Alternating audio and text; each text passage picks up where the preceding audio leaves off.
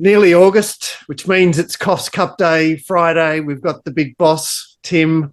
Good evening, Tim, and of course Nigel and Crookie, our country experts, to give us the lowdown on what is, well, it's a fairly typical Coffs Cup meeting. Tim, you're on the ground there. Weather, track, what are we doing?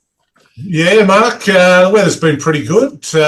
Yeah, we've dodged the rain that you guys have copped down south. The forecast has got better and better in terms of no rain. Obviously, it looks a bit chilly and windy tomorrow and pretty much the same Friday. But track goes back to True, which, geez, I don't think it's been the True for a long time just because we lost a lot of meetings because of rain. The last two, the rail was out 3 and 6. I had a bit of a walk yesterday. I think it'll end up a soft 6. I think it's always a sort of up and in program. You know, you've got to be up near the speed there somewhere. So other than the longer races, so no, I think it'll race pretty good. But yeah, it looks good. The track curator's done a good job. And I've got a relatively decent wind from the south coming across the track there. Would you want to be on a horse that's sort of exposed in the straight, wobbling around? Is that going to hit them, or does it not work like that? I think, funnily enough, I think it's been common the last few years. We get this sort of southwester blowing through, and yeah, it's a bit uncomfortable. But no, I think it doesn't have much impact here. Like, straight, we got the hills there. It doesn't seem to really impact any racing. So I'm making too fine a point on that. Obviously, we're going to have a look at the Cup first, which is. Well, I guess the number one question about this race is, of course, I presume what is the favourite? Well, maybe it's favourite, maybe it's not. The key runner, which is it's a knockout, is engaged at Rose Hill. So, Tim, do you have any intel? Yeah, I spoke to Kieran Maher's racing manager. He rang last night for a box and he said, as long as the draw's good, we'll be on the track. And then I sent him the barrier draw, just I could see it before it was released to the public. And he sent back dollar signs. So he's definitely coming. Yeah, it'll be here tomorrow afternoon. Well, a very important information, obviously, for the Calcutta, which is on at the Pier Hotel tomorrow night. And tell me how many advanced sales are through the roof or something. Yeah, they'll have at least $80,000 sold in tickets by tomorrow night. Wow. And there's a backup sort of books there for a few latecomers, so it'll certainly be a record for them. Like, I think the old rule is you double it what you sell in the tickets. So yeah, Max Whitby's certainly going to be there, so there'll be some heated bidding, that's for sure. Yeah, and of course, it's imperative to know whether your horse is going to show up or not. This race is interesting because of the speed that's inside. I mean, Zawatica and particularly Matter of Honor, who I imagine would be driven out of the gates, there's a perception that it needs to be right up on the speed. And you've also got, I've suggested that Ostracized would be pretty handy early. So that poses an interesting question for the 300, who obviously found its form on the sunny coast, finding the front. It's been back to the trials since. But Crookie, did you have a thought about this map and whether or not the 300 would have to do too much work here? The $1 million question is, will the 300 jump and be ridden like it did at the Sunshine Coast? Because the runs prior were, not in the same vein and pretty much looked like it was never going to get beat in the run the other day. And trial sense was pretty strong, pushed out to the line. I still think there's a bit more pressure here. Like a couple of runners you mentioned there that will probably push up inside, and just depends on how much work she has. I mean, it's a gay runner, so you've got to think they're going to be pretty urgent to get across. It might generate a little bit of pace. Whichever way you map the race, it looks like number 7 gets the right run. It's a Knockout was tipped by All and Sundry last start. Touch disappointing, maybe. I suppose it's now third up. Now this is probably the target race that the Maher stables probably had it ready for, but Yeah, I think there'll be enough tempo here if you're looking for something to come from sort of a few pairs back. Yeah, Nigel, the map here is obviously key to the race. Yeah, to me it looks game on, doesn't it? I mean, Zuatica, it's a bit hit or miss out of the barriers, but typically is always race best when leading. The 300 obviously found form when leading, and you've got a few others there like punching up. And then you've got a couple other things like Sabak and Cranky Harry that are kind of drawn awkwardly as well. So I think that there's just bound to be pressure in this race early. And does the favourite have any question to answer in a pressure 1600? I mean, we saw her get out to 1900, I know, but is it still it's still a question mark in my mind, the favourite at 1600? It's a knockout. Yeah. Yeah, like I can see why everyone, like, it'll be really popular. The state, the map and everything as well. But were you a little bit disappointed the way it lengthened last start when it was seemingly over the line in betting? Okay, it was in the wrong lane, but it still needed, for a massive course and distance winner, it was disappointing. Yeah, yeah. I can totally understand the pricing and the thinking and being and that sort of thing. Just from my point of view, I think the tab bet $3.20 and it was kind of taken pretty quickly. But for me, I'm probably like 4 and 7, the 300 into knockout, clearly the top two. I'm sick of Sabak. I know Glenn says it a bit, but I've never seen a horse get so many good runs in good races and just not win, find a way to not to win. So, yeah, you can leave me out of Sabak. I actually think there's a good roughie in the race, and it's a little bit of video magic to try and create a bit of a narrative. But Time Quest's first up run was, I thought, fantastic. And the second up run, the more I watched the replay, the more I think it was very, very, Ash was pretty kind to it. Didn't have a lot of room down the inside and only really was struck with the whip once from what I saw. And, $26 at one bookmaker at the moment, I can see $26 each way. When I'm looking at horses like it's a knockout at 6-4 and I can take 25 to 1 each way Time Quest, I'm happy to have something small there. And I think Time Quest will be one of those horses that'd be really suited by the pace being on here. And as Nigel said, even if it's not fully game on, there's definitely going to be enough tempo early to make some of these be a little bit vulnerable late. And as Mark said, if it's a knockout, it's a risk at potential risk, distance risk, which we don't know for sure yet. But again, I'm just looking for the horse that's going to be running on hard late, and I think Time Quest fits that bill at 25 to 1. The title holder, of course. So, Nigel, what sort of positions are you likely to take in this race? Well, I didn't really like these middle pinners, Sabak and Cranky Harry. I'm a bit worried about where they sit on the map, and don't really think that they are suited by a solidly run race either. Bit of a, I'm a bit of a weights man myself, so I think that's a bit too much to ask for Sabak to carry 61 kilos here.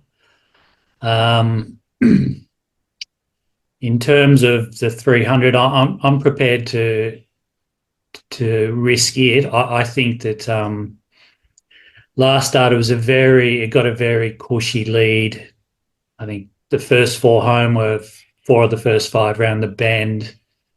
I mean, the horse that ran second to it last start, it's got since been rolled at Doomben in a benchmark 70-odd race. So I kind of think going from a cushy run race where it's sort of benefit to be on pace that day, I think that I'm prepared to be against it. As I said, yeah,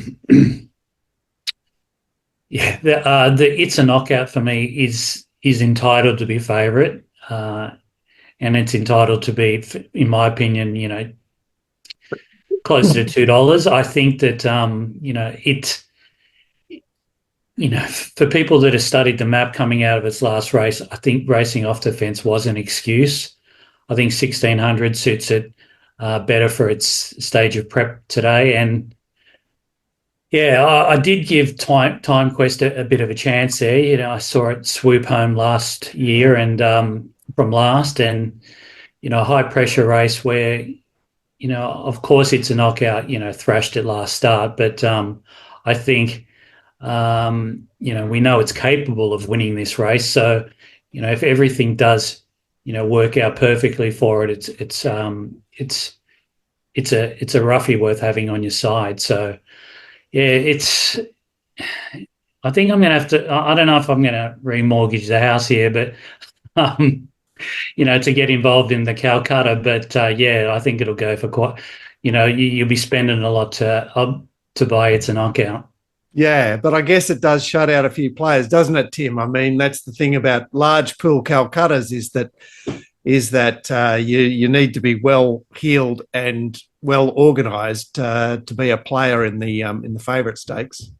Yeah, you need a decent syndicate, or the good luck of drawing the actual horse. Well, that would help. Yeah, that'd be a big head start. And well, Tim, before we leave the cup, what do you fancy there? Yeah, I'm with Crookie.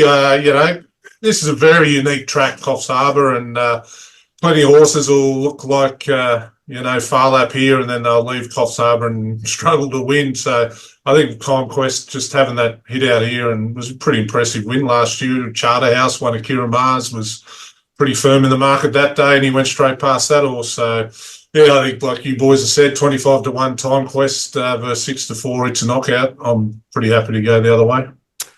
All right, let's move to the first leg of the quaddie, which is race 5. And obviously there's no betting markets out, but there is exposed form in this race, which is a mile class 2. And I lacking a bit of speed here. The bits of speed I've found here are in the gates 1 to 3, DuPont, Megan and Yalla.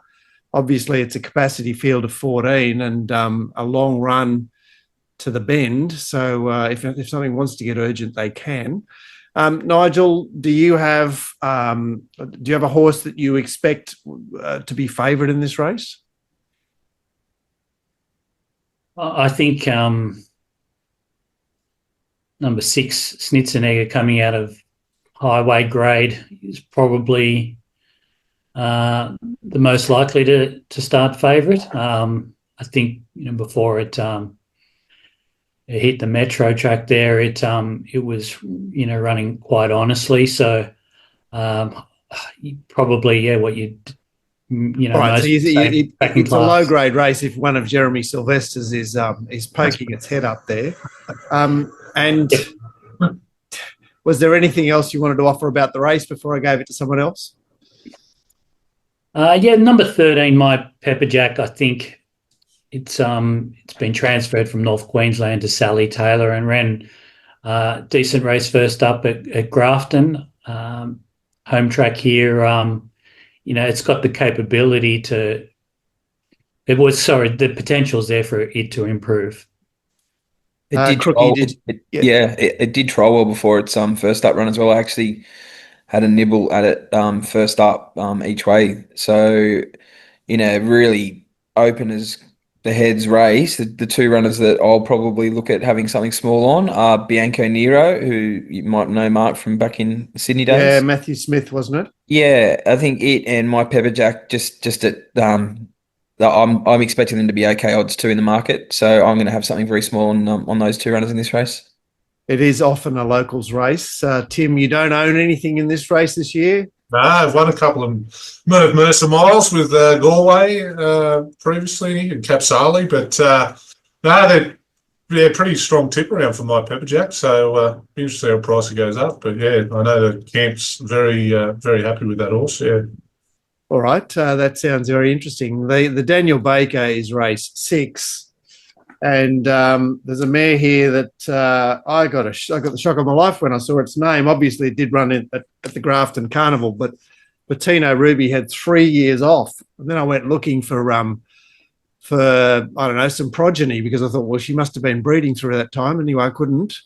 This race here looks to have good tempo. The Wolf out wide, good old Slippin' Jimmy. We saw him win the 1,000-metre race here last year. He does get around, despite the fact that he's very lightly raced. He's wide-ish. Spirit's Burn Deep is back in distance, but it's an on-pacer. Gobbled, Two You Got is definitely an on-pacer. And Lady Wardell down in 1 can be expected to show out. Crookie, I mean, we've seen a bit of these horses. It's not necessarily an exciting bunch, but did you have a position? Well, not a position, but a place to start here. Yeah, it's actually like I found this quite an interesting race to do. Like Sammy Conquers all is flying at the moment, but the barrier is really tricky. And I kind of just kept looking at it going, where is she going to be? So, and I think it'd be, I think it'd be in the like. Obviously, there's no markets up yet, but I'd be surprised if it's not. Well, the short odds here, 2 starts ago, and then obviously it's 1 in town since. Yeah, so, I mean, the win in town was pretty good too. Sort of threw itself at the line the last bit. Lady Waddell fits in. Slippin' Jimmy fits in. Two You Got fits in. Oakfield Duke was awful the other day, but before that had been racing quite well. It's easy to look awful when you're 3 wide at Canterbury. Yeah, it's true. Just Canterbury's just awful anyway, isn't it, Mark? No, just joking. Depends on if you're putting a ticket in or not. That's right. And even a horse like Time for Victory could bob up and do something in this. I think this would be for me. This would be a race where Sammy Conquers All will need to be you'd have to have some compensation in the price, given where the likely map and the jockey is from that barrier. So I'm not being I'm not trying to put a downer on the race, but I need to see the prices before I worked out what I was doing with Sammy Conquers All here. Yep. Okay, I get it. It is it's sort of a bet to prices race. Nigel, well, how do you think they'll go up, or what do you think they should go up in this race? Yeah, I would expect Sammy Conquers All to be favourite, maybe around $3. Two You Got potentially second favourite there with Slippin' Jimmy. I see it as a really fast race as well, and tricky ride on the favourite because it has been racing on pace, but there's definitely it's back in distance and there's faster horses in this race, so you'd probably want to keep an eye on the pattern before you get too confident about backing Sammy Conquers All. The horse that it's of interest to me is Oakfield Duke. I'd be looking to back it if it was double figures with Aaron Bullock gone. Probably can improve with a good ride and maybe a few other horses setting it up for it to run on. I see A Bullock is more than competent at Coffs Harbour. It's one of his better tracks. Are you suggesting, Nigel, that this track is going to be at least a 6.5 for Oakfield Duke? 6.5. I hadn't thought about it that closely, but I think there's been a little bit of rain the last week, a little bit of rain potentially coming, not a lot. The track's looking at it over the past 12 months. There's been a lot of tracks, a lot of surfaces around this 5-6 mark. Nothing, I haven't really seen them running on a bog here. So, yeah, I'd be expecting, soft. And all right. So something in it for everyone. I think so. Yeah. Tim, did you want to give us your oil on the Daniel Baker? No, it looks very tricky. Yeah. It's Slippin' Jimmy won the $500,000. I presume he won the country horses race at the Magic Millions there, beating a pretty ordinary beast from Queanbeyan, but King Gutho. I think the Slippin' Jimmy owners are pretty good racing people. They love getting around to the track with they do. with their crew. So I wish them all the best as well. For sure. Let's have a look at the last, which is, it's 1200 metre class 3, and Boambi Beach she was second in this race last year, and everything drew wide. She drew inside that day and was probably the best run in the race.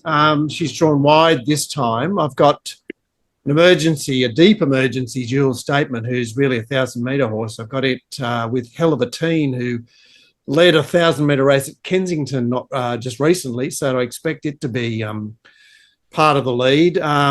Lease is a 1,400-metre leader that is often labelled urgent, but would need to be nippy here to hold them out. We've got Spirit Spurn deep down in 1, and Wild Sensational made all at Scone. It's in the middle. So, Nigel, is this keen? Oh, I think just the nature of the 1,200-metre start at get on your Coffs. I mean, they're on a bend very quickly, and you just have a bunch of horses working forward inevitably. I think you'd anticipate a solid enough pace here. And where do you want to start? It looks a pretty open race here from BB coming off a maiden, but started odds on. Wild Sensation in good form, as is Boambi Beach. Wahine Galaxy, Toby Edmonds, Angela Jones coming off Gold Coast run last start. I think those horses are probably set to start single figures. I'd be just looking at backing and potentially one of those four if they're longer odds than I'm anticipating.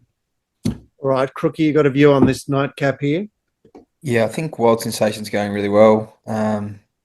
I thought strong win last start. Okay gaps back through the field at Scone. I think they've found the key there. It looks like there's sort of 3-week gaps between the performances, or just erring on the fresh side. I think the stable's going pretty well as well. I was probably leaning Wild Sensation's way. No knock the others that Nigel said. Possibly 2 roughies to throw into your quaddies. Is Dark Chill, number 5. The barrier 19, they may even scratch, but I think it's going okay at the trials. And then the other runner that I think will run on hard is a chance to be quite big odds is a horse called Sneaky Rich, number 13. I'd be putting it in your quaddies and your exotics. I think the last 2 runs have been good. I quite liked the last run at Grafton in a race which I think had some substance with Zootastic winning. I think there's some okay form lines through Zootastic that are actually stronger than a lot of these here. And if there's a horse at double figures to make sure you're on, I'd have something small on Sneaky Rich, and I'll probably be on Wild Sensation price pending. Okay, Tim, anything from you in the nightcap? Very, very keen, Sneaky Rich. The local, of course, and stablemate of Boambi Beach. And I hope that you've been part of his 2 wins, because I see they were at 66s both times, or very long odds on both occasions. First up, it was a very biased leaders track that day, and it was the only horse overcome the bias, so it was pretty impressive, actually. Okay. So as far as the front half of the program is concerned, of course, we do have an English bonus maiden. How does Coffs wangle one of those? It's an extra 100,000 to the winner if they're an English horse, isn't it, Tim? Yeah, we had the first one last year, and Arts Alive won it, and then obviously won in town next prep. So you win that, you win more than the Coffs Cup. So I honestly don't know. It's great for English to pick us out, and 1,000 metres is pretty appropriate. But yeah, we certainly don't have any strong ties with English, that's for sure. Okay, because, I obviously was keen to know which horses were English, and look, most of them have been through an English sale of sorts, lots of them through the online sale. Nigel, question without notice, obviously anything that's eligible for the bonus is either set for the race or busting a broiler to win the race. Does that help you approach the race? Would certainly answer some questions about why some promising horses are in that race. I think there's number 12 and number 13, Head of the River and Mrs. Goldberg, look like really promising horses making their debut here. I'd expect one of them to win. Matt Hoysted bringing a horse down from Brisbane. He's a high strike rate trainer. He's got a local jockey coming as well, Damien Thornton. Well, it's two trials back. It jumped out really well and led its trial and held them comfortably. Last trial, it was ridden quietly and stayed back basically, but the winner of that trial won the first at Doomben today quite impressively. So lot to be excited about with Head of the River. And Mrs. Goldberg tried like a bomb at Deegan. So Matthew Dunn with his stable apprentice, Jet Newman, those two look very talented horses. So, yeah, first thing that came to my mind is what are they doing here? But I can't find an English sale for Head of the River.